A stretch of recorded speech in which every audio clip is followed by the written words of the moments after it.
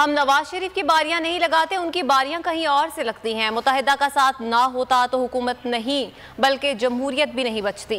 गैर जमहूरी हल्का बंदियां की गई हैं। अगर ऐवान फैसला ना करे तो सड़क पर आना पड़ता है। MQM रहनुमा खालिद मकबूल सिद्दीकी कहते हैं पाकिस्तान की खुशहाली और इस्तेहकाम कराची की वजह से है। कोटा सिस्टम लगाकर सिंध को तकसीम किया गया है। उन्होंने कहा कि वज़ीर आज़म ने कराची में तरक्की के मंसूबे मुत्तहिदा की वजह से दिए, लेकिन उन पर अमल दरामद की रफ्तार अजियतनाक हद तक सुस्त है।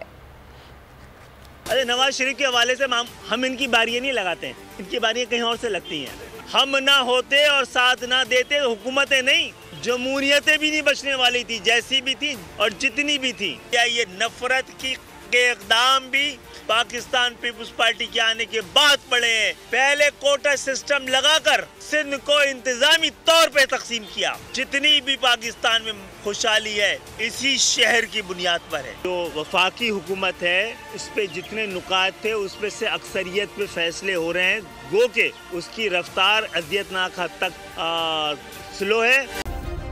सब्सक्राइब करें और बेल दबाएं ताकि कोई खबर रह न जाए।